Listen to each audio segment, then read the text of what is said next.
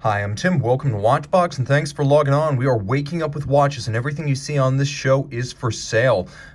Buy, trade, or sell, or just ask about pricing. Reach out to tmosso at thewatchbox.com, your purchase and pricing email question line for everything you see on any Watchbox platform. And of course, we are always looking to build inventory. Sell one watch or an entire collection, no upper limit on value paid. And again, to reach out, tmosso at thewatchbox.com. Reach out to me directly. Let's start with some big pieces, and by that, I mean really big. Huge, in fact. Launched in 2004, this is the Audemars Piguet Royal Oak Offshore Juan Pablo Montoya, and it is the most exotic of the three versions. 1,000 pieces in titanium, 500 in rose gold, and just 100 here in platinum. Now, naturally, this watch in platinum is an awe-inspiring thing. The way it feels, the way it looks, the way it wears. Of course, Juan Pablo Montoya then, as well as now, one of the most exciting drivers in all of motorsports, regardless of formula or class. He inspired possibly the most inventive and original Royal Oak Offshore limited edition, and along with the Barrichello 2, considered to be co-equally the best one of the line. Now, the watch features a lot of automotive imagery. You can see the use of carbon fiber on the flank of the bezel. You can see that the flanks of the bezel here, rather than being conventionally polished, they've been satinated, and the top is a varnished carbon fiber insert. You can also see that the hollows for the bolts that hold the bezel have been evacuated, and the bolts themselves restyled to look like automotive fixtures from the world of racing. Now, you have the same thing over on the profile, where the crown guard structures feature inserts in carbon fiber, and they include vented striations designed to look like the exhaust stacks of Formula One cars, and then the crown itself is designed to look like a center lock bolt on a air gun removable racing wheel. So if you've ever seen a 4-second pit stop in Formula One, you know that they take the wheel off in a split second, and they do it with a center lock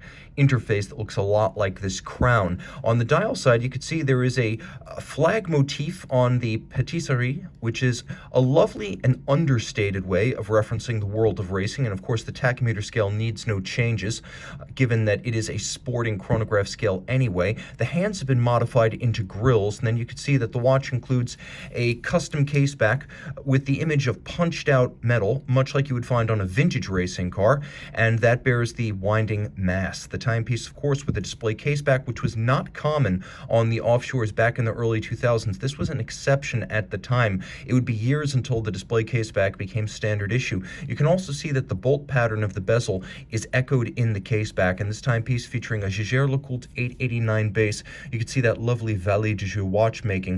And the timepiece, of course, high horology on the inside with the JLC movement, and high horology on the outside with an entirely hand-finished bezel and case in platinum. The timepiece includes a matching full deploying clasp with the AP logo, and once again, it is just an awe-inspiring thing. It's not overtly branded. As you can see, the watch from the dial side looks striking, but there's nothing here to tie it to Juan Pablo. There's nothing to tie you to Williams. There's nothing to tie you to motorsports. This is a watch that, well, by definition, wears its style on your sleeve, but at the same time, it doesn't telegraph its inspiration. It just looks cool. And of course, 100 meters water resistant, put it on a different strap, and it is a swimmable watch. Okay, more special editions from the early 2000s. We have the Omega Silver Snoopy 1. Back in 2003, there were 5,441 of these. A standard moon watch, 42 millimeters. It celebrates the successful recovery of the crippled Apollo 13 space capsule and the role that Omega's Speedmaster played in the recovery. Now, the timepiece features the image of Snoopy as drawn by Charles Schultz for NASA on both the dial side and the reverse.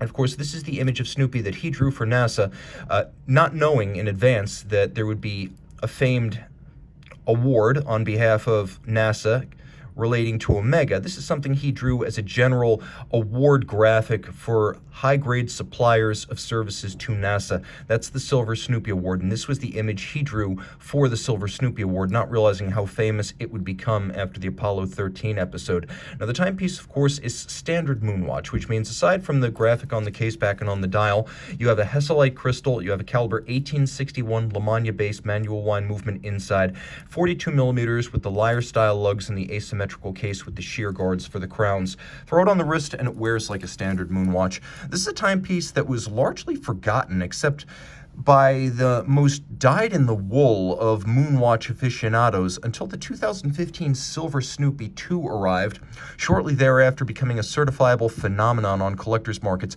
and that has jump-started interest in the Snoopy 1 for those who want to collect the set. So this is now a highly sought-after collectible, largely because of consumer reaction to the Snoopy 2 of 2015. Now, this took everything you saw in that first watch to the next level. It is a much more thoroughly realized vision of a unique Snoopy-themed Speedmaster. So you have the comic book cell-like black and white dial, and of course Peanuts, for those of you internationally who might not be familiar. It was an American comic strip that would run in black and white newspapers, and it featured these characters, including Snoopy, drawn by the cartoonist Charles Schulz. So you have this comic-like coloration. You can see outboard a ceramic tachymeter. You have here a sapphire crystal over a matte white dial base that includes applique indices, and they're not just applique. You can see they are solid three-dimensional blocks of lume that sink into wells engraved in the dial. You have these comic style cells for 14 seconds, and that is supposed to reference the time that one of the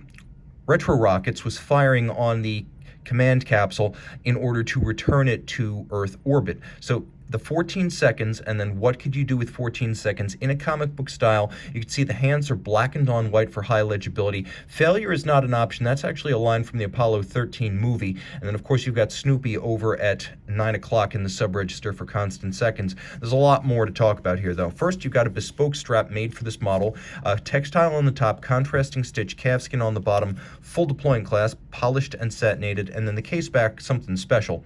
You can see this was a smaller edition than the Snoopy 1, 1,970 pieces, 45th anniversary of Apollo 13 and the award of the Silver Snoopy to Omega. And you can see that this is the image of Snoopy, but hand engraved in sterling silver this time. Rather than a simple decal, we have a hand engraved piece of precious metal sterling silver, AG 925, and then it's set on grand faux enamel that is a dark, almost navy blue to reference the infinite cosmos of space, and then there are little metallic flakes in it so that it twinkles and it glitters. This timepiece is a much more extravagant special edition with a lot more exclusive features than the first model. So let's take a look at this real quick in the dark.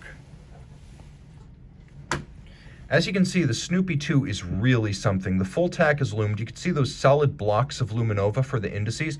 You can see they have 3 dimensions, and they actually sit proud of the dial. And then you have Snoopy over at 9 o'clock lounging, as dogs are wont to do. But this is an absolutely spectacular watch. If you wanted to build a full 3 Snoopy collection, you would want to get these two because they were limited edition and they're tougher to find, whereas getting the Snoopy 3 is just a matter of getting on a wait list and then sitting patiently. Okay, now let's talk about a brand that has risen by leaps and bounds. Not new to the scene, but as of the last 5 years, one of the hottest names in luxury watches, FP Journe, or as it's properly known as a company, Montre Journe, founded by the man of the same name, has been recognized as one of the great innovators in mechanical horology, and it's easy to see why. First, FP Journe starts every watch by designing the dial, justifying that on the basis that if a watch doesn't look good, why bother with the rest of the engineering? And in 2007, he launched the Centigraphe Souveraine, the watch you see right here, with a 1/100th of a second foutoyant, a 20-second dial, and a 10-minute dial. The idea being you can measure up to 1/100th of a second, and with the tachymeters, gauge the speed of an object traveling between 6 and 36,000 kilometers per hour. 2 patents were issued, one for this rocker system, which looks like a mono pusher, but actually works like a twin pusher in that you can start, stop, and restart without resetting. And then it features a second innovation that's patented, and that is the principle by which the chronograph is driven off the barrel arbor, which is sort of the axle of the barrel, and then the time is driven off the teeth at the edge of the barrel. As a result, the barrel sits symbolically and functionally at the center of the 18-karat rose gold movement. Now you can see it beats away at 21.6. It's got an 80-hour power reserve chronograph off, 24-hour with the chronograph on, but remember the largest register is 10 minutes. You don't need to leave it on full time. It's 40 millimeters, and this example is exquisite with matte rose gold dial, platinum case, platinum bracelet, platinum clasp, and then of course you have that movement in 18-karat rose gold. So you have gold, platinum, and then gold. This is an incredibly massive watch, though it's not hard to wear at 40 millimeters. It is broader across the wrist than a standard Centigraphe because of the presence of the solid end links, but it's not a huge watch. It's nothing like the Montoya you just saw. Also, it's got a feather in its cap. In addition to the 2 patents issued, the watch was the recipient of the 2008 GPHG Aiguille for the best overall new watch of the last year, making it effectively the winner of Best Picture at the Oscars of watchmaking. You can also see, I mentioned the different materials here. You can see that the internals on these Journe clasps were made of white gold, because white gold is the toughest of golds, and these small folding components are a little bit more highly stressed than the platinum links of the bracelet. So white gold is used for the interior of the bracelets, and this is a truly special piece. Now let's stick with platinum, then we'll do a little bit of rose gold. This is actually my favorite FP Journe watch, and this is it in its larger size. The 42mm platinum white gold dial, a Chronometre Optimum, which FP Journe describes as the most accurate mechanical watch he knows how to make. Now there's a lot going on here, and it's easy to miss. So let's start with the basics. You have a 70-hour power reserve, and for about 45 hours, thanks to the 1 second bursts of energy from the remontoir spring, the balance will maintain constant amplitude. So for 45 hours, this movement, which is adjusted exceptionally in 6 positions, not the chronometer 5, 6, it is able to maintain constant balance amplitude, which allows for outstanding precision and accuracy both. It has a deadbeat second system that's attached to the backside of the linear titanium spring, that's the remontoir, and then it uses a double direct impulse natural escapement, much like that designed by Piguet, so that there is no Swiss lever. The escape wheels directly impulse the balance, and each wheel only in the direction of travel. There's also an overcoil hairspring to center the mass of the hairspring and allow concentric breathing of the hairspring in any position with respect to gravity. In order to even out the torque supplied to the remontoir still more, you have twin mainspring barrels. So everything, the 2 barrels, the remontoir constant force device, the 6-position adjustment, the overcoil hairspring, and the double direct impulse escapement, designed to achieve outstanding chronometry with less than 1 second gained per day. And of course, you can see this movement is 18-karat rose gold. It is very, very impressive in the hand. It is very, very heavy. And of course, being the larger case size, it is a truly impressive sight on the wrist. As you can see, white gold dial, rose gold movement, platinum case, all of that in 42mm size, so that it's not giant, but it's definitely not petite. And if you want a slightly more robust watch with more wrist presence that's just as thin as a traditional FP Journe dress watch, this is going to be the way to go. It is my favorite FP Journe watch. I especially like the fact that it has both scrolling seconds on the dial side and deadbeat seconds on the reverse side. Finish is first rate, and the timepiece is truly something special. Again, this is FP Journe's baby, the closest he's ever come to duplicating quartz precision with mechanical watchmaking. Now, if you want something a little bit different, maybe a bit warmer from Miami or LA, well, I have the Havana dial right here with rose gold case, 40mm, and you can see this timepiece is an exceptional Octa automatic. The timepiece featuring the 120-hour chronometric, 160-hour absolute power reserve. You can see this timepiece, the Octa Automatique Lune, has a 120-hour rated power reserve. That is when it is most accurate, but in fact, if you let it go to exhaustion, it will run for almost 7 days, 160 hours. Now, you have the moonphase and a double-digit date, which are set using the quickset system, the Havana brown dial, which is a lovely sort of copper bronze brown, and then if you look carefully, you can see all of the printing on the dial is off-white cream, and the same is lavished on the hands, continuing that warm look all the way around. As an automatic winder, it is a convenient thing, and of course, FP Journe designing his automatic just like he designs his manual wind, with solid rose gold bridges and plates, and then a 22-karat mass that's cut with a rose lathe guilloche, true reductive guilloche in a grand dorge or barleycorn pattern. It's a good-looking watch. It's a bit whimsical with the moon phase, but it's also practical with the date and the power reserve. And of course, the timepiece wears nicely, a little bit more bearable on a small wrist than the full bracelet or the 42mm we saw earlier. A real special piece, and a wonderful and romantic FP Journe with the warm tones and the moon phase display. Let's talk about Vacheron. Let's talk about 2 spectacular pieces. Right here, 7.8mm thick by 38mm in diameter. We have Vacheron Constantin, and it features the satin silver dial, 3-hand small second, that perhaps epitomizes dress watch elegance.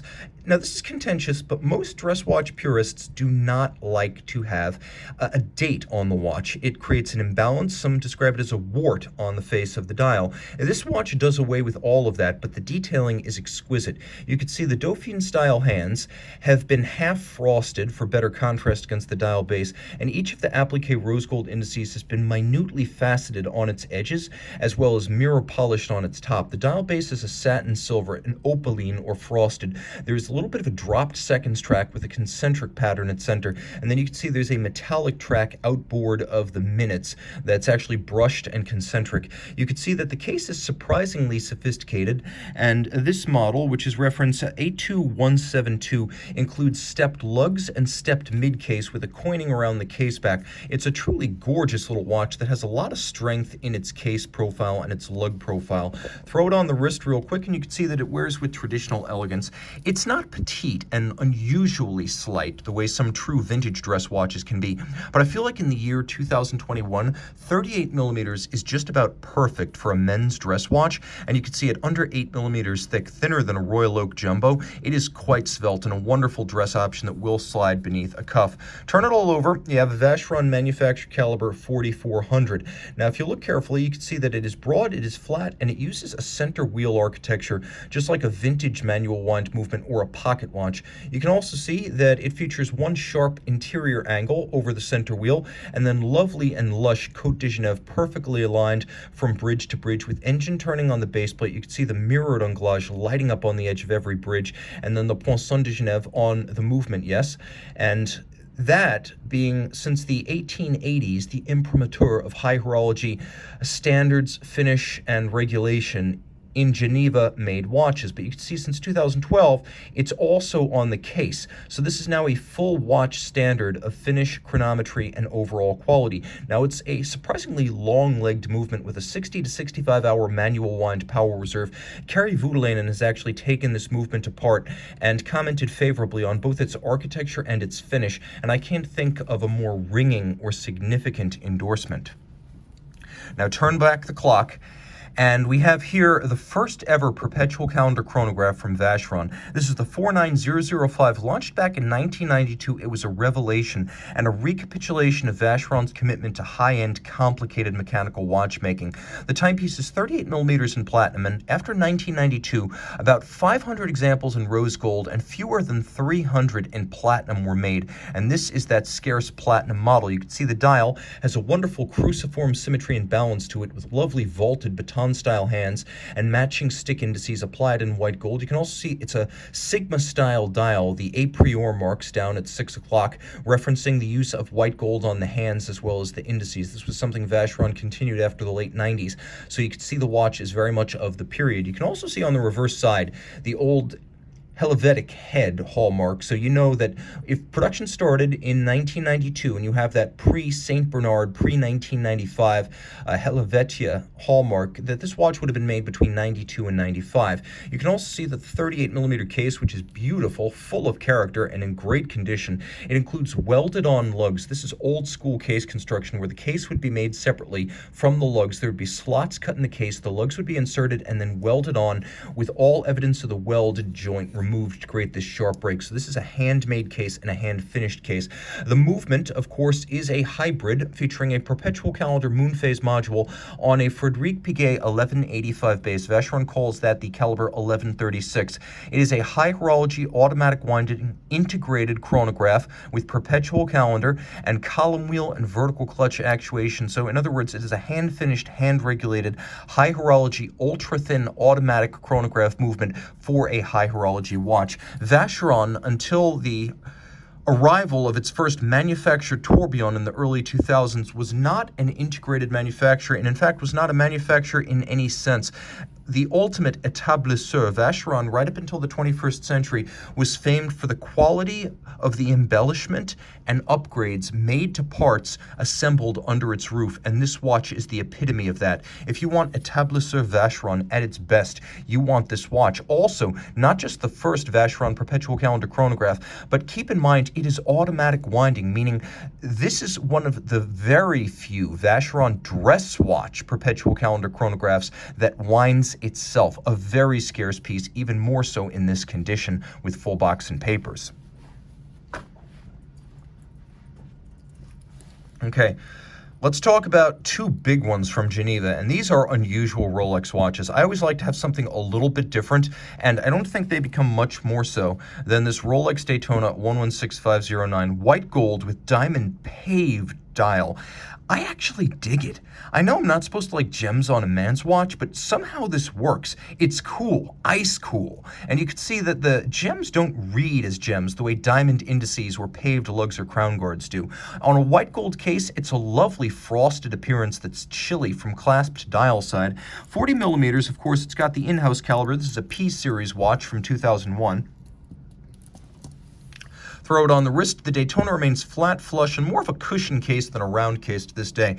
If I'm going to do gems on my Daytona, this is exactly how I want it done. Nothing different. I love the look of this watch, the way it feels, the way it fits, the mass of the white gold with a full bracelet on the wrist, vertical clutch, column wheel, chronometer certified, 3-day power reserve, in-house caliber, and 100 meters water resistant. So this is a true sports watch. Taking a close look at the dial, you can see these are really the last handmade Rolex watches. The Rolex watches that have gem setting. This is not done by machines. Everything else at Rolex, with the exception of a few movement assembly steps and service, it's done by robots. It's done mechanically, at least with mechanical assistance. But the gem setting at Rolex, that is still done the old-fashioned way, using a white gold base into which the gems are then inserted and fixed by firing and welding. Very impressive, super handsome, and Rolex using optical scanners to ensure that the clarity and the color of these diamonds all identical, so there's no gradient across the dial.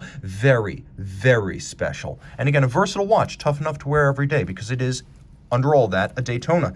Now, launched for 2020, we have a 41 millimeter Kermit, as it's known, but truth be told, this is really more like the Kermit 2. 41 millimeters with a black dial and a Serichrome green bezel. It takes elements from the 2003 green Submariner, the LV, the Lunette Vert, or green bezel, and the 2010 full green, nicknamed the Hulk. Well, this watch, of course, the 126610 LV, is really like a fusion of the two, but don't be confused by the 41 millimeter case size. I measured this watch and I noticed a few things. One, the thickness is identical. Two, the lug-to-lug distance is identical. And three, the biggest difference I can find between this watch and the predecessor is that it is 0.7 of a millimeter broader across the bezel and 0.7 of a millimeter longer from end link to end link.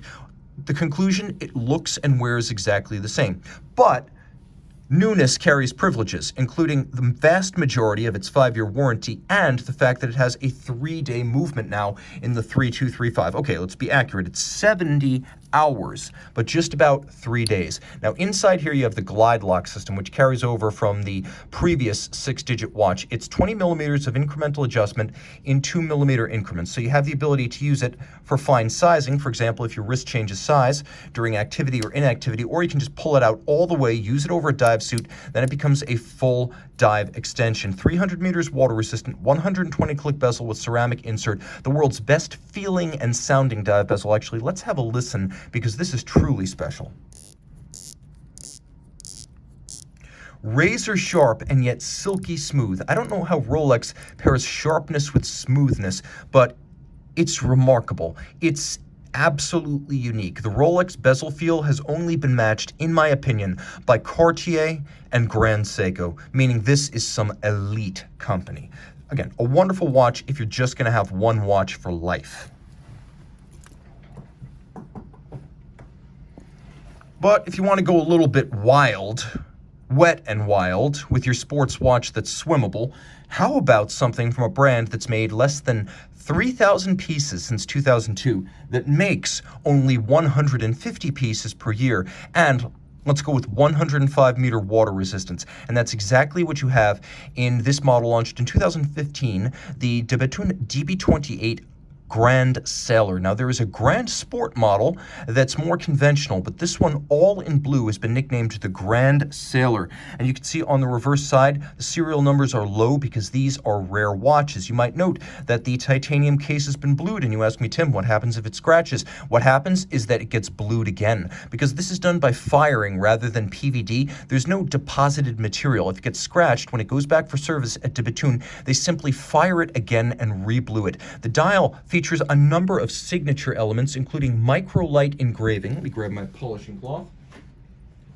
Including micro-light engraving, which is de Bethune's preference to conventional guilloche. They say this is not a classical watch, it is not a dress watch, it is not an old watch. We have our own reductive engraving, and that's how you get that striation that's cut using a lathe, but it's nothing like conventional guilloche. You can also see that the dial features abundant fired blue titanium components in the bridge for the balance and the anchoring over the barrel bridge for the triple shock protection. You can see 1, 2, 3 shock protection springs, patented, twin self-adjusting barrels, patented, fired blue titanium, patented, a titanium and white gold balance, patented, a dogleg kinked bi-element clamped hairspring formed by hand, so it beats concentrically like an overcoil without the shock susceptibility and thickness of an overcoil. That is patented. And then if you look carefully, you can see there's a power reserve indicator over at about 2 o'clock on the dial, and the watch has a manual wind 6-day power reserve. All of that with the signature floating lugs that helped the DB28 win